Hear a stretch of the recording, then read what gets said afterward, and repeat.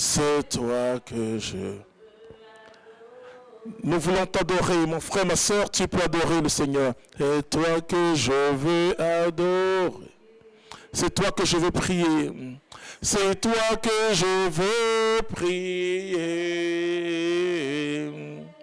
C'est toi que je veux prier. C'est toi que je veux. Alléluia, je vous salue dans le précieux nom de notre Seigneur Jésus-Christ. En ce samedi béni, en ce milieu du jour, sache que Jésus t'aime. À chaque heure, à chaque instant, Jésus t'aime. Il n'y a pas un instant de notre vie, ni une circonstance où Dieu nous abandonne. Alléluia. Nous sommes dans ce cheminement très important de la vie charismatique à la vie mystique. Et je dis merci à tout le monde, à tous ceux qui nous suivent. Les échos sont favorables. Je me rends compte que le peuple de Dieu veut grandir. Nous allons lire 2 Timothée. 2 Timothée au chapitre 2. Toi donc, mon enfant, fortifie-toi dans la grâce du Christ Jésus. Ce que tu as appris de moi sur l'attestation de nombreux témoins, confie-le à des hommes sûrs, capables à leur tour d'en instruire d'autres. Prends ta part de souffrance en bon soldat du Christ Jésus. Dans le métier des âmes, personne ne s'en compte des affaires de la vie civile, s'il veut donner satisfaction à qui l'a engagé. De même, l'athlète ne reçoit la couronne que s'il a lutté selon les règles. C'est au cultivateur qui travaille dur que doit revenir en premier lieu les fruits de la récolte. Comprends ce que je veux dire. D'ailleurs, le Seigneur te fera tout comprendre. Parole du Seigneur notre Dieu. Paul s'adresse à Timothée, son fils spirituel, en développant une bonne partie, une partie assez importante de la vie spirituelle. Et c'est très important de comprendre. Frères et sœurs, en ce milieu du jour, nous allons partager cette expérience de Saint Jean de la Croix et de Thérèse. Je les aime, pourquoi? Parce que voici des personnes qui ont rencontré le Seigneur et qui l'ont aimé d'une manière spéciale. Alors nous sommes là dans cet amphithéâtre pour nous aider à comprendre comment on évolue dans la vie spirituelle. Je vous l'ai dit le mardi à travers un schéma simple. Donc nous tournons vers ce schéma et qui représente un peu en somme les 7 demeures de la croissance spirituelle selon Sainte Thérèse d'Avila et Saint Jean de la Croix. C'est important de grandir dans la vie spirituelle. Et j'ai dit, frères et sœurs, que l'Église est maîtresse en vie spirituelle. Et je dis souvent que l'Église catholique est trop spirituelle pour les chrétiens actuels. Et vous allez comprendre ce que je veux dire. D'abord, quand nous lisons les 7 demeures de la croissance spirituelle selon Sainte Thérèse d'Avila et Saint Jean de la Croix, on voit zone corporelle, sens et instinct. Zone des émotions, sentiments, passions. Zone du mental, de l'esprit, intelligence, volonté et raison. Ensuite, on voit zone du cœur ou esprit profond. Ensuite, union. Union, c'est-à-dire cette union mystique avec le Seigneur. Alors, concernant la phase numéro 1,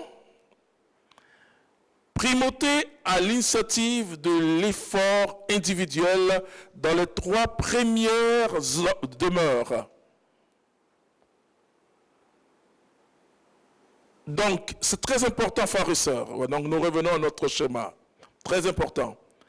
Et c'est-à-dire dans la zone corporelle, la zone des émotions, la zone du mental, c'est l'homme qui doit faire des efforts. Pourquoi? Bien sûr, des efforts aidés par la grâce. La grâce va nous aider puisque nul ne vient à Jésus s'il est attiré par le Saint-Esprit. C'est-à-dire c'est vraiment la conversion, c'est l'œuvre de l'Esprit de Dieu. Et c'est vraiment ce qu'on appelle l'autocommunication de Dieu. Elle dit, Dieu même se communique. Sinon, quand on dit on a rencontré le Seigneur, finalement, laisse-moi te dire que c'est le Seigneur qui vient à ta rencontre. Mais quand j'ai reçu le Seigneur, dans la première phase, j'ai encore mes sens. Quand vous lisez la Bible, Genèse chapitre 3, vous voyez que ce sont les sens qui ont trompé l'homme. D'abord, l'odorat, l'homme a entendu ce mensonge du diable. Et souvent, beaucoup de chrétiens se laissent avoir. Parce que les autres disent, alors je dis aussi. Non, c'est pas comme ça on vit la vie spirituelle. C'est parce que les autres ont dit que je dis. Alors, donc, nos sens, l'odorat, la vue. Et vous vous souvenez que Ève a vu le fruit. Et c'est ainsi qu'elle a vu que le fruit était agréable à manger. Donc, la vue.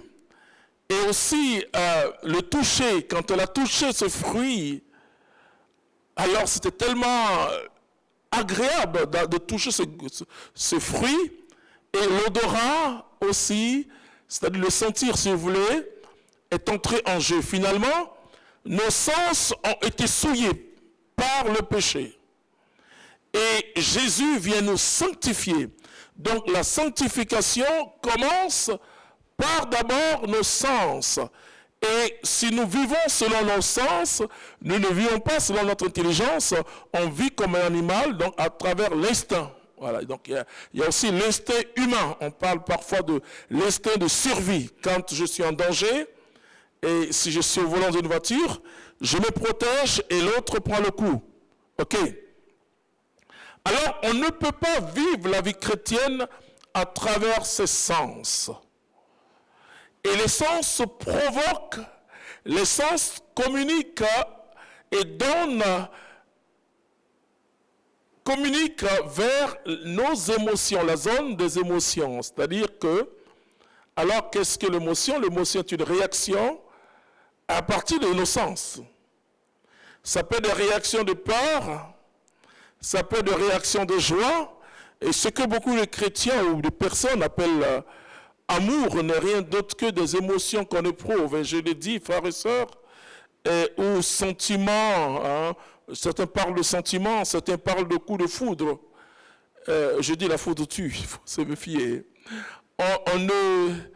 On ne se marie pas parce qu'on est tombé amoureux de quelqu'un, on se marie parce qu'on aime la personne. C'est différent, c'est très différent.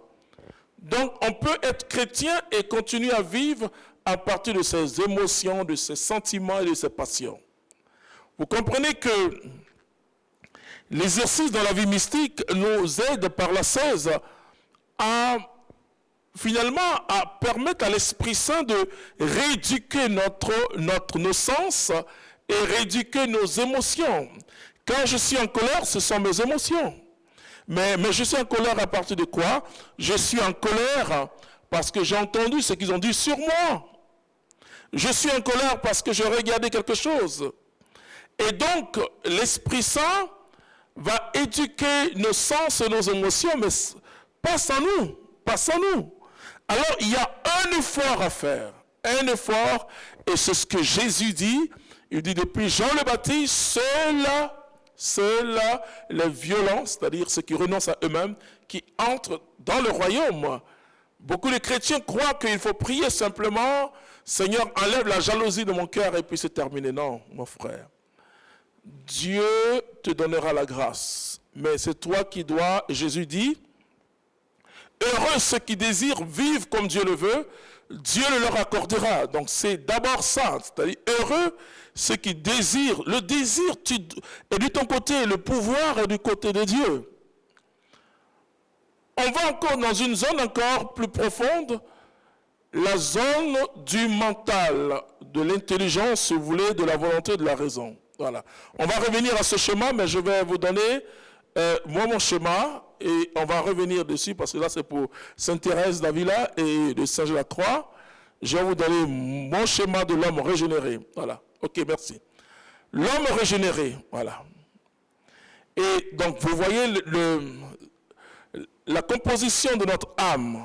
Parce que nous recevons Dieu, nous recevons, et comme le dit la parole de Dieu, que l'Esprit Saint atteste à notre esprit que nous sommes devenus enfants de Dieu.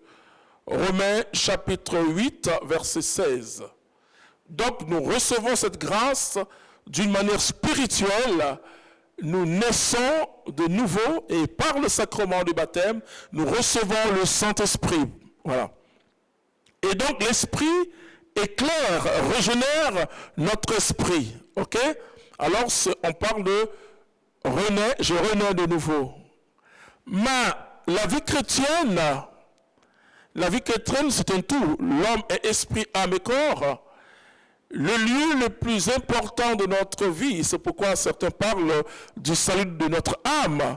Le lieu le plus important de notre vie, c'est la gestion ou la conduite. Comme Paul dit, laissez-vous conduire par l'esprit et vous n'allez pas commettre les œuvres de la chair. Et ce que la Bible appelle la chair, c'est tout un ensemble qui comporte d'abord nos sens, ensuite nos émotions, notre intellect et notre libre arbitre, notre volonté. Et donc, finalement, recevoir Jésus-Christ, c'est permettre à l'Esprit Saint de contrôler notre âme. Mais nous avons toujours notre liberté. Mais cette liberté, on remet cette liberté entre les mains de Dieu, puisque c'est la mauvaise gestion de notre liberté qui nous entraîne dans le décor, dans le péché. Alors, vous comprenez que nos sens, c'est la première partie de l'homme, dans son âme, qui est en contact avec l'extérieur, c'est notre sens. Vous voyez? Parce que nous avons un être intérieur en nous, je vais vous expliquer. Et donc, nos sens, je vous l'ai dit que par le péché, nos sens ont été souillés et que la grâce nous régénère. La transformation, la vraie transformation commence par la purification de notre sens. Ensuite, nos sens donnent une information à nos émotions, cette zone des émotions en nous, et cette zone émotionnelle, si vous voulez, donne une information à notre intellect. Parce que notre intellect, c'est cette partie analytique, cette partie qui analyse les choses, et cette partie, finalement, donne une information à notre volonté et notre libre arbitre. Et c'est là que nous prenons la décision. Mais nous prenons la décision, d'abord, parce que nous avons vu nos sens, ça a créé quelque chose en nous. Vous voyez, il y a une différence entre la motion du Saint-Esprit et nos émotions. C'est très important. Et donc, nos émotions aussi renseignent notre intellect pour dire « Ah, j'ai eu peur !» Voilà. Et notre intellect va analyser et donner le résultat à notre volonté qui, alors nous devons prendre la décision. Tu vas revenir au schéma de Sainte Thérèse. Ok, donc vous comprenez ces trois zones. Zone corporelle, sens et instinct. Ça ne nous sépare pas des animaux. Ah oui, l'animal vit à partir de ses sens et de ses instincts. Vous voyez, quand un homme viole une autre personne, il agit comme un animal. Et Paul parle de chrétiens charnels, des chrétiens qui suivent que leurs émotions. Donc, dans la deuxième partie, comme je l'ai dit, cette zone des émotions et ensuite cette zone mentale. Paul parle de renouvellement de l'intelligence. Vous voyez, tout l'aspect de l'impureté et qui fatigue aujourd'hui les chrétiens se déroule entre la zone corporelle et la zone des émotions. Voilà. J'ai vu le mari de quelqu'un et je commence à l'aimer. Non, c'est peut-être un coup de foudre, mais ce n'est pas raisonnable. Ce n'est pas raisonnable, on agit là comme un animal. Et d'ailleurs, les animaux, vous savez qu'en matière sexuelle, il n'y a pas de viol. Et donc, c'est-à-dire, même à un instant, les animaux et les chrétiens souffrent aujourd'hui beaucoup souffrent d'impureté, de masturbation, parce que tout simplement, il n'y a pas d'exercice spirituel. On ne peut pas vivre la vie spirituelle sans ascèse. Ce n'est pas possible, frères et sœurs. Alors, ces trois premières zones, il faut un effort individuel. Cet effort, c'est le jeûne et la prière. Donc, ce qu'on appelle l'ascèse. L'ascèse est une privation volontaire. Et tu dois faire cet exercice. Quand moi je recevais Jésus-Christ, j'étais bègue. Donc les bègues sont nerveux, susceptibles, etc. Et ça n'a pas été facile dans les premiers instants. Mais j'avais le désir de Dieu, de la sainteté de Dieu. Ce n'est pas la sainteté humaine. Entre guillemets, il n'y a pas de sainteté sans la grâce de Dieu. Et je n'étais pas parce qu'il faut renoncer. La Bible dit, si tu ne renonces pas toi-même, tu ne peux pas être mon disciple. Celui qui aime enfants, parents, je le dirais femme, mari, plus que moi, c'est Jésus qui parle, ne peut pas être mon disciple. Et tu dois prendre ta croix chaque jour. Oh, il y a beaucoup de chrétiens, frères et sœurs, aujourd'hui, il ne faut pas leur parler de la croix. Écoutez-moi bien. La croix, c'est, dans tous les cas, si tu veux Jésus, tu ne peux pas échapper à la croix. La croix que nous portons, nous chrétiens, c'est la conséquence de notre choix radical de Jésus. Si tu choisis Jésus,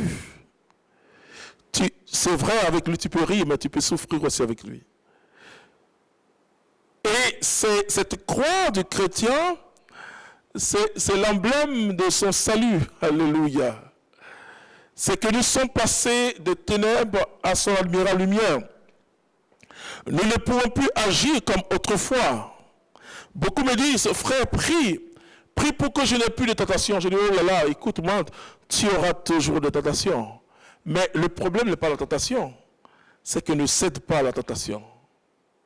Parce que tu dois renoncer à toi-même, tu dois prendre une décision. Alors, vous qui m'écoutez maintenant, prenez des décisions. La décision ne veut pas dire que tu as le pouvoir, mais tu dois prendre la décision de dire, je vais plaire au Seigneur. Ma vie appartient à Dieu. Et tu dois renoncer à tout ce qui ne confesse pas le nom de Dieu. Tout ce qui, sur le plan moral, choque la conscience humaine. Tu vas dire, non, je veux, Seigneur, je veux te ressembler. Mais là, il y a un effort. Et la tradition mystique de l'Église, il y avait ce qu'on appelle beaucoup d'exercices. Vous voyez, il y en a même qui se mettront en genoux. Imaginez-vous pour ceux qui sont...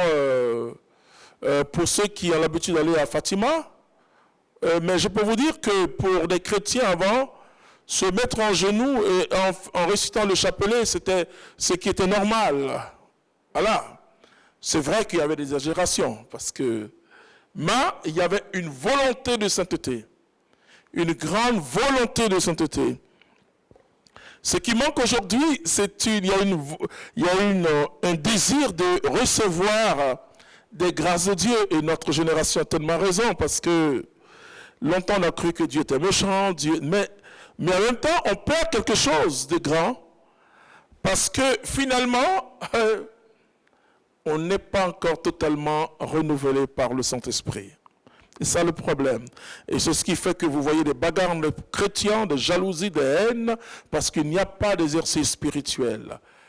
Alors, la première phase, primauté à l'initiative de l'effort individuel dans les trois premiers. Je vais vous parler de Thérèse d'Avila que j'aime beaucoup, beaucoup, beaucoup, parce que je rencontre beaucoup de jeunes filles qui ressemblent à Thérèse d'Avila. Elles ont le désir de Dieu, le désir de marcher, de grandir en Dieu, le désir vraiment de vivre une vie chrétienne, mais en même temps, elles transportent une faiblesse émotionnelle.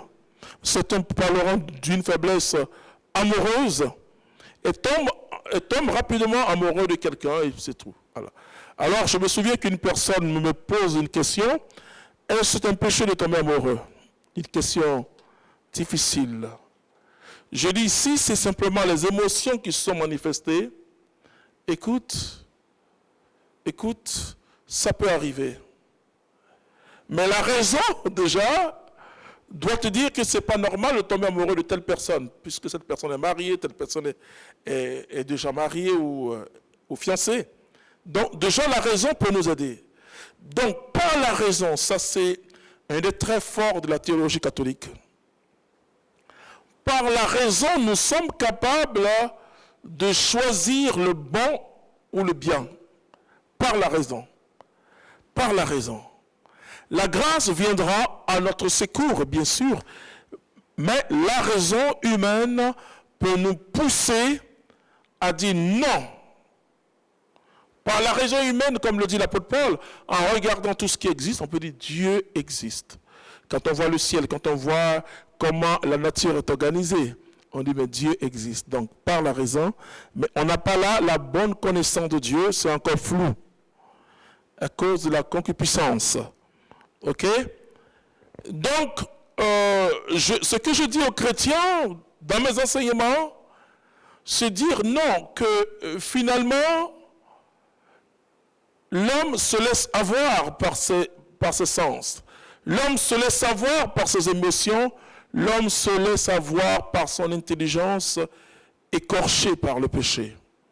Et donc, pour grandir dans la vie spirituelle, il faut un effort humain.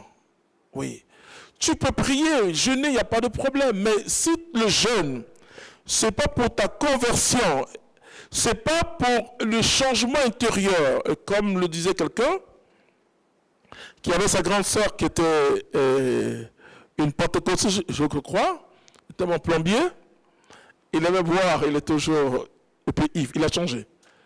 Et alors, il me dit un jour, ma grande sœur, non, ma petite sœur, sa petite sœur d'ailleurs, ma petite sœur dit qu'il faut que je vienne prier. Ok, donc ils vont dans leur temple, le temple des protestants, et puis c'est pour un temps de jeûne, un temps de retraite de jeûne, de 3 jours, sans boire, sans manger, etc. On se lève et puis on prie. Et donc, il a fait cette expérience.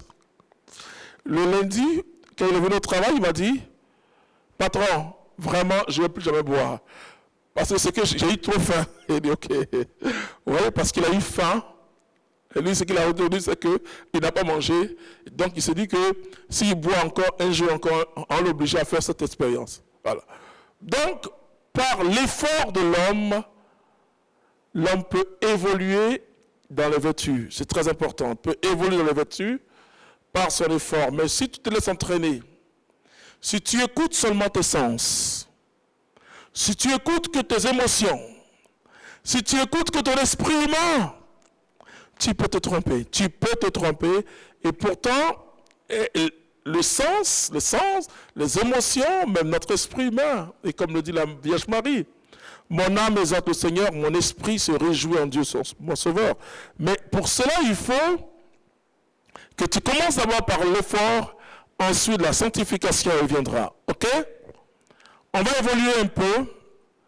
Et donc, la première phase concerne les 3 hommes, ou si vous voulez, les 3 premières demeures. Ensuite, on va aller, regardez bien le schéma, le cercle vert, et le cercle doré, le jaune, et puis ensuite le cœur qui est dessiné. Voilà. Donc dans le 4e schéma, déjà on est en train d'avancer. Donc, vous voyez qu'il y a une petite synthèse entre, dans le 4e, on voit le 3 et le 4 en même temps. Voilà. Ça veut dire quoi? Ça veut dire que quand l'homme par la cesse de la prière, oui, frères et sœurs, je rencontre des gens qui me disent « Ah, je n'ai pas le temps de prière. Je donne toute la gloire au Seigneur. Je commençais ma vie spirituelle en priant de 8h à 18h sans arrêt. Et je donne toute la gloire au Seigneur. Donc, calculez 8h à 18h. Voilà. Ensuite, le temps minimum de ma prière était 8 heures de temps. C'est-à-dire que notre esprit humain, l'esprit humain,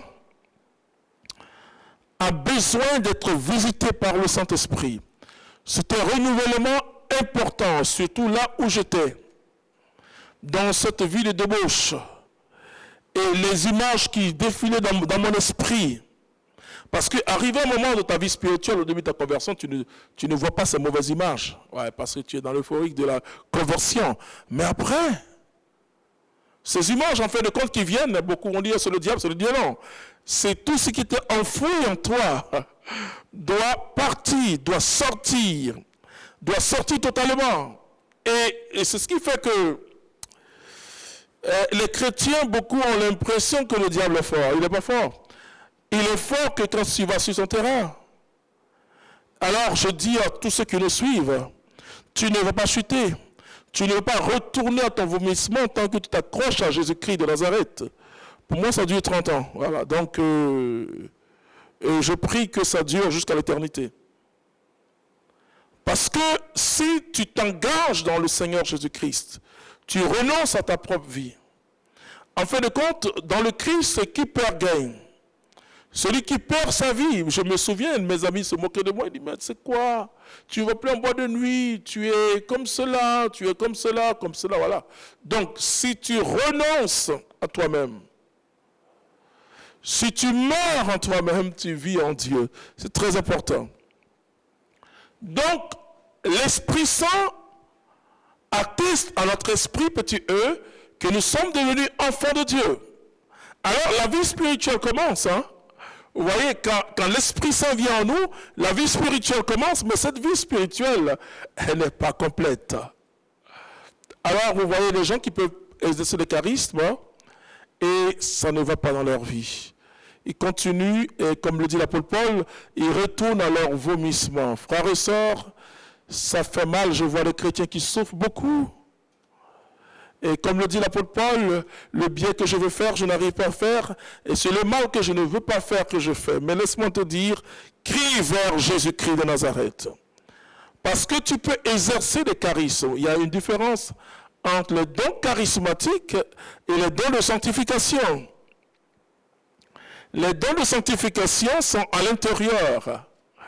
Et c'est ce qui atteste réellement ta vie spirituelle.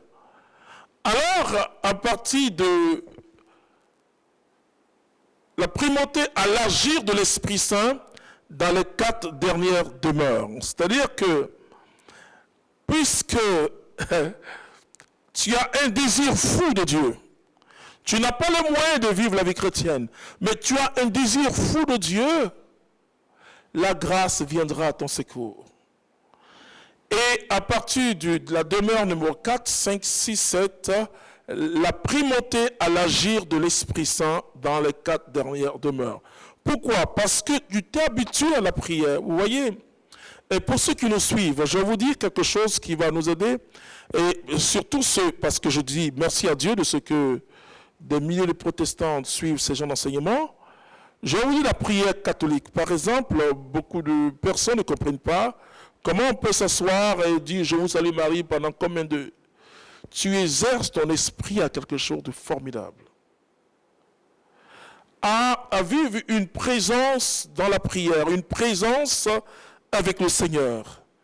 Et cet exercice, par exemple, dans les communautés telles que la nôtre, ou bien même surtout dans le monastère, où la prière commence tôt, et il y a ce qu'on appelle la prière de Jésus. Seigneur Jésus, aie pitié de moi. Seigneur Jésus, et on appelle la prière de Jésus dans les monastères. Seigneur Jésus, aie pitié de moi. Et cette prière, c'est une sorte de raison. Et qui se répète chaque fois. Seigneur Jésus, aie pitié de moi. Mais tu vas dire, mais écoute, mais une seule prière te suffit. Mais tu exerces ton esprit à la prière pour que la présence de Dieu soit permanente par l'Esprit Saint. Extraordinaire. Et c'est pourquoi je vous disais que je commençais à 8h du matin, je finissais à 18h, la prière. Puisque quand j'ai rencontré Jésus, il m'a dit stop. Et j'ai tout stoppé, donc c'était un face-to-face. Alors tu m'as dit tout arrêter, bon, parlons ensemble. Alléluia. Et vous entrez progressivement dans ce que j'appelle la vie mystique. Et je l'ai dit, que la vie mystique, le mot mystique, vient du mot au départ secret, mais vient du mot intime. C'est-à-dire que tu es dans une intimité avec Dieu. C'est intéressant. Et tu arrives jusqu'au point 7 à ce qu'on appelle l'union mystique. Oh là là. Et c'est vraiment les noces quoi, de l'agneau. En ton âme qui avait soif. Vous savez, notre âme, c'est parce que notre âme a soif qu'on est dans la débauche. Mais notre âme ne peut pas se rassasier de la débauche. Notre âme a un seul plaisir, c'est Dieu. Retrouver son Créateur. Ne prive pas ton âme de Dieu. Non. Et à la fois, l'âme t'entraîne. Mais l'âme t'entraîne parce que l'âme est aveuglée par le péché.